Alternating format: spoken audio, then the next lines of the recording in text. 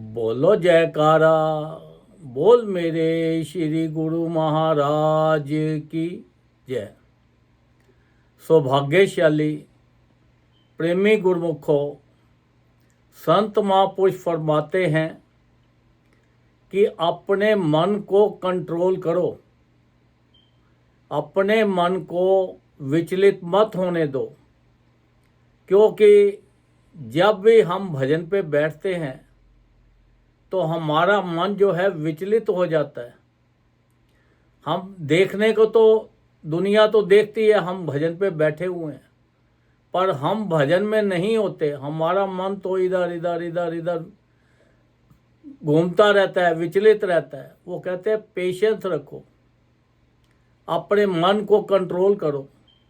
जब आपका मन कंट्रोल में आ जाएगा, आप पेशेंस रखोगे, आप अच्छा सोचोगे, अच्छा करोगे, तो देखो फिर आपका ध्यान पूरा पूरा भजन में लगेगा।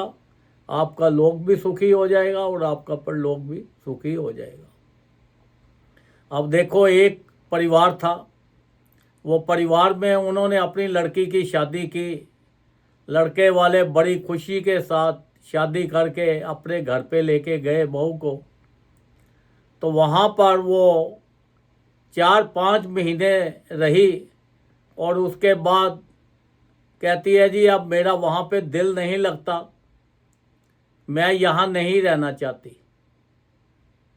क्योंकि अब कहीं पे भी आप नए घर में जाओ, नए परिवार में जाओ, नए देश में जाओ, नए शहर में जाओ, कहीं पे भी जाओ, वहाँ का वातावरण अलग ही होता है। तो उस वातावरण के अंदर जब तक आप अपने आप को नहीं ढालोगे तो कैसे बात बनेगी। वो तो अपने माँ बाप के घर से डिफरेंट वातावरण में आई थी, वहाँ का वातावरण डिफरेंट था। कोई भी छोटी सी बात करे तो वो उनको बड़ी गुस्से के आगे साथ बोले।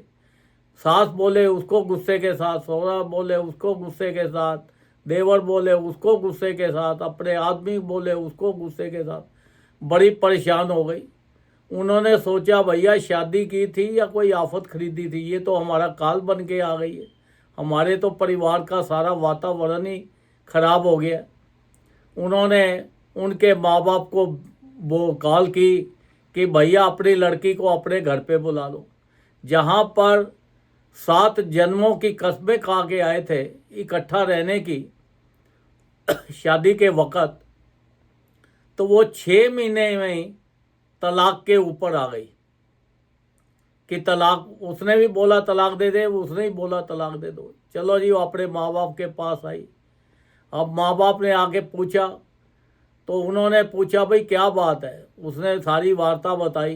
कहती है मेरी सास भी पागल है, मेरा ससुर भी पागल है, मेरा देवर भी पागल है, सबसे जो बड़ा पागल है वो मेरा आदमी है। उन्होंने बोला कि जिसके साथ तूने कस्में खाई थी 7 जन्म रहने की, आज उसको ही तूने पागल बना दिए।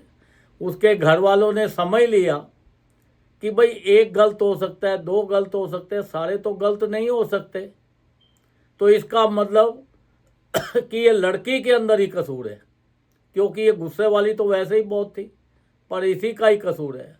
उन्होंने बोला चलो बेटी कुछ दिन तुम यहाँ रुको, कोई बात नहीं, सब ठीक हो जाएगा, पेशेंस रखो, सब ठीक हो जाएगा, मन को विचलित मत होने दो। उन्होंने बोला कुछ दिन रुके। तो उसको फिर उसके घर वाले आश्रम में लेके गए। चलो जी आज सत्संग है, आश्रम में चलते हैं। आश्रम में गए, वहाँ पे सत्संग हुआ। वहाँ पे महात्मा जी से वो सारी वार्ता महात्मा जी से बताई और महात्मा जी ने लड़की से सारा कुछ पूछा। महात्मा जी भी समझ गए कि भाई उनका कसूर नहीं है, कसूर तो ये सारा लड़की का ही है, पर कह तो नहीं सकते थे क्योंकि वो बहुत गुस्से वाली थी। उन्होंने महात्मा जी ने कहा भाई आप यहाँ पे आए हो, अगर आप मेरी बात मानो तो मैं आपका जीवन बहुत अच्छा कर सकता हूँ। जो आपके ससुराल वाले आपसे लड़ते हैं वो सभी के सभी आपसे प्यार करना सीख जाएंगे, प्यार करने लगेंगे। वो कहती है जी वो कैसे हो सकता है, ये तो हो ही नहीं सकता।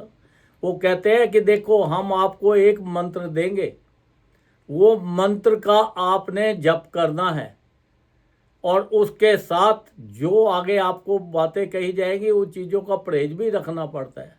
जैसे किसी को शुगर की बीमारी हो और वो दवाई तो शुगर की खाता जाए पर परहेज ना रखे तो उसकी शुगर कहाँ से ठीक होगी। कोई और बीमारी हो, डॉक्टर क्या बोलते हैं, डॉक्टर यही बोलते हैं कि को ये दवाई के साथ परहेज बहुत ज़रूरी है। तो आप अगर परहेज कर सकती हो तो आप बोलो। अगर आप अपना जीवन सुखी बनाना चाहती हो, अच्छा बनाना चाहती हो, तो फिर मैं मंत्र देता हूँ, नहीं तो नहीं दूंगा। उसके मन में आया भाई कब तक कटेगी बाप के घर पे मेरी ज़िंदगी, तो चलो ठीक है, मैं महात्मा जी का कहना मानती हूँ। उन्होंने प्रॉमिस किया, महात्मा जी थे, महात्मा जी ने उनको नाम दिया। वो बोला उठते बैठते चलते फिरते हर वक्त ये नाम जपो। और साथ में इसकी जो परहेज है वो ये है कि आपको कोई भी कुछ भी कहता रहे, आपने आगे से हंस के उसको टाल देना है। उसका कोई नेगेटिव आगे से उत्तर नहीं देना, कभी किसी के ऊपर गुस्सा नहीं खाना, सबकी बात मान के चलना है। अगर ये देखो, ये मंत्र जो आपको दिया है इसमें इतनी ताकत है कि ये 6 महीने के अंदर आपकी ज़िंदगी बदल देगा। और वो बड़ी हैरान हुई, कहते 6 महीने में, कहते हैं मैं पूरी कोशिश करूँगी, ना गुस्सा खाऊंगी, ना किसी से कुछ बोलूँगी, परहेज पूरा जो महात्मा जी आप कहते हो मैं करूँगी। उन्होंने बोला ठीक है। उन्होंने लड़के वालों को कॉल की कि भाई अब लड़की हो गई, काफ़ी दिन हो गए हैं, तो अब ये लड़की को बुलाओ। पहले वो बुलाना नहीं चाहते थे पर फिर भी ज़बरदस्ती बुलाना पड़ा। जब लड़की वहाँ पे पहुँची तो उन्होंने बोला भैया अब तो फिर कॉल आ गया सारे परिवार का। अब वो उन्होंने चुपचाप बैठे रहे। अब वो गई लड़की अपना घर पे गई, जाके उन्होंने खाना वाना बनाया, सबको बड़े प्यार से खिलाया और अपना वो नाम जपती रहे। वो कहने लगे इसको क्या हो गया। वो करते करते अभी 6 महीने पूरे भी नहीं हुए थे और देखो लड़की को वो कुछ भी बोले वो हंस के टाल दे। और हर परिवार वाला उससे सलाह ले कि भैया ये काम करना है, कैसे करे ये करे। मतलब पूरा परिवार उस लड़की के गुलाम बन गया। देखो महात्मा जी ने उनको मंत्र दिया और परहेज बताया। अब परहेज करने से उन्होंने बोला देखो पेशेंस सबसे बड़ी चीज़ है, पेशेंस, और मन को विचलित नहीं होने देना। कितना भी गुस्सा आए, कितना भी कुछ आए, पेशेंस रखनी है। तो क्योंकि जो समय ये है ये रहेगा नहीं, ये चला जाएगा। तो देखो उसका जो परिवार था उन्होंने अपने पूछा भाई क्या बात है, आपने लड़की को क्या ऐसा सिखाया है जो वो तो एकदम चेंज हो गई है। तो उन्होंने कहा भाई महात्मा जी के पास गए थे, नाम लिया है, नाम जपती है, तो ये ठीक है। तो वो लड़के वालों ने भी महात्मा जी के पास आए और आके अपना नाम लिया और नाम लेकर उन्होंने भी अपना जीवन सफल कर लिया। ये तो है मन विचलित नहीं होने की और पेशेंस रखने की। क्योंकि जब मन को विचलित नहीं होने दोगे, पेशेंस रखोगे, तभी आपका ध्यान भजन में लगेगा, नहीं तो नहीं लगेगा। अब देखो एक और परिवार था। अब वो परिवार के अंदर उनके लड़के ने बिजनेस शुरू किया। जब बिजनेस शुरू किया तो उसके अंदर उसने बहुत सामान बनाया और किसी को बेचा। जब बेचा तो वो आगे सामान ठीक नहीं निकला तो उसकी पेमेंट रुक गई। आपस में बहुत झगड़ा हुआ, कुछ भी हो, कहते माल ही ठीक नहीं है तो माल ले जाओ। अब उसको लाखों रुपए का घाटा पड़ गया। अब वो जो लड़का था वो इतना परेशान हो गया, कहता है कि इतना घाटा पड़ गया, मैं बिजनेस कैसे करूँगा आगे तो मेरे पास पैसा ही नहीं है और मेरा बाप मुझे अलग मारेगा। और बहुत परेशान था, वो सुसाइड करने तक आ गया कि मैं सुसाइड कर लूँ। फिर उसके यारों दोस्तों ने उन्होंने समझाया कि भैया सुसाइड से असर नहीं निकलेगा, ये आपको पेशेंस रखनी पड़ेगी। अपने माँ बाप को बताओ कि भैया ऐसे ऐसे घाटा पड़ गया। जब माँ बाप से बताया, अब बाप तो बिजनेसमैन था, अनुभवी था, उसने बोला बेटा क्या हो गया, कोई बात नहीं है, बिजनेस के अंदर तो अप डाउन आते हैं। अगर बिजनेस के अंदर अप डाउन नहीं आएंगे तो इसको बिजनेस कौन बोलेगा। तो इसलिए इससे घबराना नहीं है, पेशेंस रखो, मन को विचलित मत होने दो। उसको बहुत समझाया, समझा के तो उसको भी संत महापुरुषों के पास जब वो लेके गए तो उन्होंने भी उनको एक ही बात बताई, देखो ये नाम जपो, ये नाम आपकी हर जगह पे रक्षा करेगा, ज़्यादा से ज़्यादा भजन करेगा। और पेशेंस रखो, मन को विचलित मत होने दो और अपने आप को हमेशा एक्टिव रखो। एक्टिव का मतलब होता है कि अपने बिजनेस के ऊपर ध्यान दो, कहाँ गलती हो गई, कहाँ क्या हो गया जिसकी वजह से ये नुकसान हुआ, ताकि आगे ना हो जाए। उन्होंने भी नाम जपा और अपने एक्टिव रहे, मन पेशेंस रखी, मन को विचलित नहीं किया, तो उनका जीवन भी सफल हो गया। तो देखो ये तो सारी बात है मन की। अगर मन जो हमारा विचलित हो गया, इसने पेशेंस हमने नहीं रखी, तो हमारा जीवन सारा बिगड़ जाएगा, सारा अपसेट हो जाएगा। क्योंकि संसार की इतनी खूबसूरत चीज़ें हैं, ये मन को बहुत जल्दी विचलित कर देती हैं, ये मन को लगने नहीं देती भजन के अंदर। अब आपने कभी जुगनू को देखा है? अब जुगनू भी जो है वो जब आराम से बैठा होगा तो उसकी बत्ती नहीं जलेगी, रोशनी नहीं करेगा। जैसे ही वो एक्टिव होता है तो उसकी रोशनी जल जाती है जुगनू की।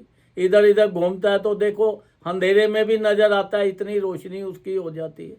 तो एक्टिव जो है साथ रहना बहुत ज़रूरी है।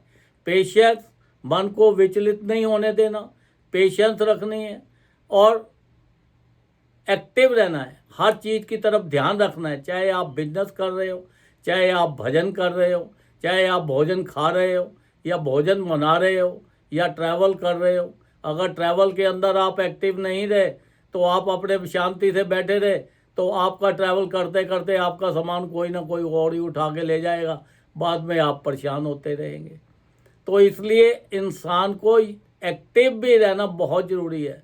संत महापुरुष बार बार यही फरमाते हैं कि देखो जब भी आप भजन में बैठो तो एक्टिव होके बैठना है, मन को विचलित नहीं होने देना, पेशेंस रखनी है। नहीं ध्यान रखता तो कोई बात नहीं है, आप अपनी पेशेंस से आराम से मन को अपने आप को कंट्रोल करो। इधर उधर से मन भागता है तो भागने दो, अपने आप को फिर कंट्रोल कर करके बार बार भजन करो, भजन करो। अगर भजन श्वासों के साथ मन नहीं कंट्रोल होता तो थोड़ा मुंह से बोलना शुरू कर दो, तो भजन करते करते आपको इतनी प्रैक्टिस हो जाएगी। वो बार बार कहते हैं अभ्यास करो, अभ्यास करो। हर बंदे को कम से कम कहते हैं 2 घंटे भजन जरूर किया करो। वो किस लिए कहते हैं हर रोज़, वो कहते हैं 24 घंटे में 2 घंटे रोज़ किया करेंगे, तब भी इनका अभ्यास चलता रहेगा तो इनका जीवन सफल हो जाएगा। हमारे तो संत महापुरुषों ने हमारे ऊपर इतनी अपार कृपा की कि हमारे लिए 5 नियम बना दिए: श्री आरती, पूजा, सत्संग, सेवा, सिमरन और ध्यान। जो श्रद्धा सहित करे निश्चय हो कल्याण। वो कहते हैं जिस परिवार के अंदर ये 5 नियमों का पालन हो जाता है और 2 घंटे हर रोज हर जीव भजन करते हैं, उनके परिवार में खुशियां ही खुशियां रहती हैं। कोई दुख, बीमारी, परेशानी कोई चीज़ नहीं आती। अगर आती भी है तो सपने में कट जाती है या थोड़े में कट जाती है, क्योंकि ये दुख और सुख या परेशानी या परिस्थिति खराब होनी, ये सारी कुछ जो है ये हमारे कर्मों के मुताबिक है। जैसे हम कर्म करते हैं उसके मुताबिक ये हमारी चीज़ें बनती चली जाती है। हम किसी को अपनी आँख से बुरा देखते हैं तो हमारा ये भी कर्म बन जाता है। मुंह से गाली निकालते हैं तो वो भी एक कर्म बन जाता है। हाथों से अगर किसी की चोरी की, किसी की मार पिटाई की, किसी का कुछ किया, वो भी कर्म बन जाते हैं। तो इसलिए हमें सबके लिए अच्छा सोचना है, अच्छा करना है और अपनी तरफ से जितना भी हो सके ज़्यादा से ज़्यादा अच्छा करो। तभी संत महापुरुष बार बार फरमाते हैं कि सत्संग में जाओ, सत्संग में जाओ। सत्संग में जाने से वहाँ पे अच्छे लोग मिलते हैं, अच्छी बातें मिलती है, अच्छी चीज़ें मिलती है। और सत्संग पे जाओ और भजन करो और एक्टिव रहो। संसार के अंदर आपने अपने किसी भी काम में, अगर परिवार है तो परिवार के अंदर पूरा एक्टिव रहना है, ताकि परिवार के अंदर कोई भी किसी भी शख्स को किसी चीज़ से एक दूसरे से परेशानी ना हो। अगर बिजनेस है तो बिजनेस का ध्यान पूरा रखना है ताकि उसके अंदर कोई ऐसा काम ना हो जिससे लॉस हो। तो ऐसे ही संसार के अंदर रहकर हर जगह आपको एक्टिव रहना है। एक्टिव का मतलब होता है चौतन्य, हर वक्त होशियार, आपका पूरा ब्रेन चारों तरफ घूमे और पेशेंस रखनी है। अगर कोई आपको कुछ कह भी दे देता है तो कोई बात नहीं है, अपने आप को कंट्रोल में रखना है, मन को विचलित नहीं होने देना कि देखो उसके पास तो इतना है, मेरे पास नहीं है, मैं ये कैसे करूं, मैं ये ऐसे करूं।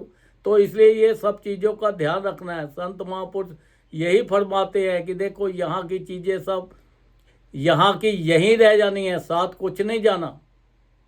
क्योंकि ये जो शरीर हमें मिला था ये भजन करने के लिए मिला था और संसार के सुख भोगने के लिए मिला था।